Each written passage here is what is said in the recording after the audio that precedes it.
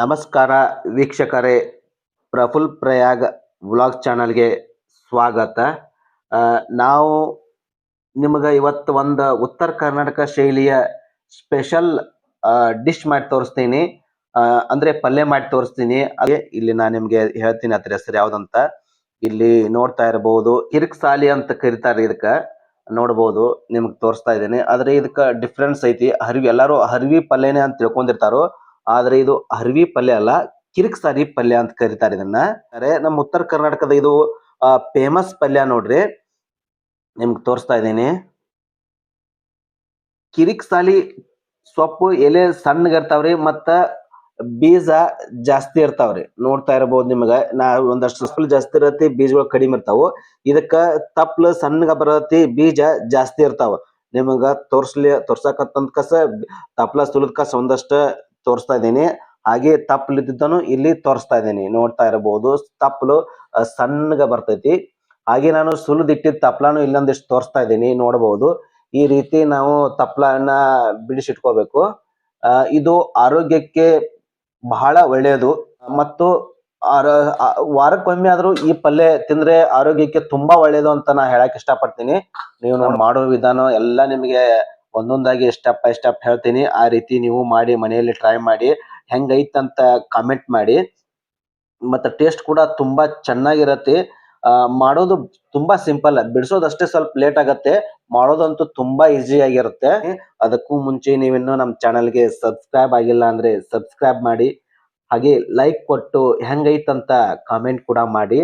Next ವಿಡಿಯೋದಲ್ಲಿ ಮತ್ತೊಂದು dish ನಿಮ್ಗೆ ಮಾಡೋಕ್ ನನಗೆ ಮೋಟಿವೇಶನ್ ಸಿಕ್ಕಂಗಾಗತ್ತೆ. ನೋಡಿ ವೀಕ್ಷಕರೇ, ಬಿಡಿಸಿಟ್ಟು ತೊಳೆದುಕೊಂಡಂತಹ ಈ ಕಿರಿಕ್ಸಾಲಿ ಪಲ್ಯ ಇಷ್ಟ ಕಾಣ್ತಾ ಇದೆ. 2 ಸೂಡ್ ತಗೊಂಬಂದಿದ್ದೆ. ನೋಡಲಿಕ್ಕೆ ತುಂಬಾ ಕಾಣ್ತಾ ಇದೆ. ಮಾಡಿದ ಮೇಲೆ ಎಷ್ಟು ಕಾಣ್ತೈತೆ ಅಂತ ನಿಮಗೆ ಗೊತ್ತಾಗುತ್ತೆ. ಬನ್ನಿ ಈಗ ಒಗ್ಗರಣೆ ಕೊಡೋಣ ಅಂತ ಈ ಪಲ್ಯಗೆ. ಅಡಿಗೆ ಎಣ್ಣೆ ಹಾಕ್ತಾ ಇದ್ದೀನಿ. ನೋಡಬಹುದು ಇಲ್ಲೇ ಸ್ವಲ್ಪ ಕ್ವಾಂಟಿಟಿ. ನೋಡಿ, ಈಗ ನಾನು ಇದಕ್ಕೆ ಎಣ್ಣೆಯನ್ನು ಹಾಕಿದ್ದೇನೆ. ಎಣ್ಣೆ ಕಾದ್ಮೇಲೆ ಸ್ವಲ್ಪ ಸಾಸಿವೆ ಮತ್ತು ಜೀರಿಗೆಯನ್ನು ಹಾಕಬೇಕು.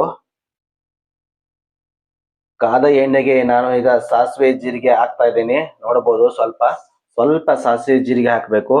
ಅದು ಚಿಟಪಟ ಅಂತ ಶಬ್ದ ಬಂದ ಮೇಲೆ ನಾನು ಈಗ ಉಳ್ಳಾಗಡ್ಡಿ, ಅರ್ಧ ಉಳ್ಳಾಗಡ್ಡಿ ಹಾಕ್ತಾ ಇದ್ದೇನೆ. ನೋಡಬಹುದು, ಉಳ್ಳಾಗಡ್ಡಿ ಇದು ಹಾಕ್ತಾ ಇದ್ದೇನೆ. ಆಮೇಲೆ ಜೊತೆಗೆ ಒಂದು 4-5 ಹೆಸರು ಬೆಳ್ಳುಳ್ಳಿ ಹಾಕಿದ್ರೂ ಚೆನ್ನಾಗಿರುತ್ತೆ. ನೋಡಬಹುದು, ನಾನು ಬೆಳ್ಳುಳ್ಳಿನೂ ಇದಕ್ಕೆ ಆ್ಯಡ್ ಮಾಡ್ತಾ ಇದ್ದೇನೆ. ಸ್ವಲ್ಪ ಹಾಕಿದ್ರೆ ಪರವಾಗಿಲ್ಲ, ಚಂದ ಟೇಸ್ಟ್ ಕೊಡುತ್ತದೆ. ಹಾಗೆ ಬೆಳ್ಳುಳ್ಳಿನೂ ಹಾಕ್ತಾ ಇದ್ದೇನೆ. ಜೊತೆಗೆ ನಾನು ಈಗ ಸ್ವಲ್ಪ ಫ್ರೈ ಮಾಡ್ತಾ ಇದ್ದೇನೆ ಇದಕ್ಕೆ. ನೋಡಬಹುದು,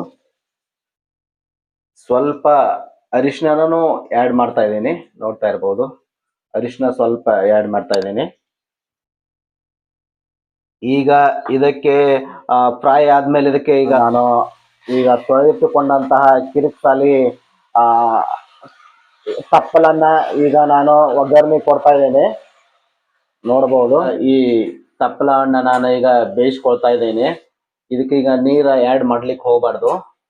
ನೋಡಬಹುದು, ನೀರು ಒಟ್ಟೆ ಆ್ಯಡ್ ಮಾಡಬಾರ್ದು. ನಾನು ನಿಮ್ಗೆ ಹೇಳ್ತೇನೆ. ಆಮೇಲೆ ಖಾರ ಉಪ್ಪ ನಿಮಗೆ ಎಷ್ಟು ಬೇಕನ್ನೋದನ್ನ ಇದೊಂದು ಸ್ವಲ್ಪ ಬೆಂದ ಮೇಲೆ ಹಾಕಬೇಕು. ಈಗ ಒಂದು ಸ್ವಲ್ಪ ಬೇಯಲಿದೆ. ಮತ್ತ ಗ್ಯಾಸನ್ನ ಲೋ ಫ್ಲೇಮಲ್ಲಿ ಇಟ್ಟೇನೆ. ಜಾಸ್ತಿ ಇಟ್ಟಿದ್ರೆ ಏನಕ್ಕತ್ತೆ, ಹೊತ್ತುತ್ತೆ ಅದು ತಪ್ಪಲ. ಅದಕ್ಕೋಸ್ಕರ ನಾನು ಲೋ ಫ್ಲೇಮಲ್ಲಿ ಬೇಯಿಸ್ಕೊಳ್ತಾ ಇದ್ದೀನಿ ಈ ಕಿರಿಕ್ಸಾಲಿ ಪಲ್ಯನ. ನೋಡ್ತಾ ಇರ್ಬೋದು, ಈಗ ಈ ರೀತಿ ನೋಡ್ತಾ ಇದ್ರಲ್ಲ, ಮೊದಲು ಎಷ್ಟಿತ್ತು ಪಲ್ಯ, ಈಗ ಎಷ್ಟು ಕಾಣ್ತಾ ಇದೆ ಅಂತ ಕಸ. ಇನ್ನೂ ಕಡಿಮೆ ಕಾಣ್ತೈತಿ ಇದು ಪಲ್ಯ. ಇನ್ನೂ ಬೇಯಿಸ್ಕೊಳ್ಬೇಕು ಇದನ್ನ. ನೋಡ್ತಾ ಇರಬಹುದು. ಮತ್ತ ಮೊದಲೇ ಹೇಳಿದಂಗೆ ಈ ತರದ ಉಪಯೋಗ ಬಗ್ಗೆ ನಾನು ನಿಮ್ಗೆ ಹೇಳಿಲ್ಲ. ಇತರ ಉಪಯೋಗ, ಒಂದು ಬೆಸ್ಟ್ ಉಪಯೋಗ ಅಂದ್ರೆ ಏನು ಗೊತ್ತಾ? ಕಿಡ್ನಿ ಸ್ಟೋನ್ ಆದವರಿಗೆ ಹಾಗೂ ಪಿತ್ತಕೋಶದಲ್ಲಿ ಕಲ್ಲು ಇದ್ದವರಿಗೆ ಈ ಪಲ್ಯನ ತಿಂದ್ರೆ ಕಲ್ಲು ಕರಗುತ್ತೆ. ಅಂದ್ರೆ ವಾರಕ್ಕೆ 1 ಸಲ 2 ಸಲ ಈ ಪಲ್ಯ ತಿಂತಾ ಬಂದ್ರೆ 2-3 ತಿಂಗಳಲ್ಲಿ ಪಿತ್ತಕೋಶ ಹಾಗೂ ಕಿಡ್ನಿ ಸ್ಟೋನ್ ದಲ್ಲಿರುವಂತಹ ಕಲ್ಲು ಕರಗುತ್ತೆ. ನೋಡಿ ವೀಕ್ಷಕರೇ, ಈ ತರದ ಉಪಯೋಗ ತುಂಬಾ. ಕಿಡ್ನಿ ಸ್ಟೋನ್ ಆದವರಿಗೆ ಅಥವಾ ಪಿತ್ತಕೋಶದ ಕಲ್ಲು ಇದ್ದವರಿಗೆ ಈ ಪಲ್ಯ ಹೇಳಿ ಮಾಡಿಸಿದಂತಹ ಪಲ್ಯ ನೋಡಿ ಇದು.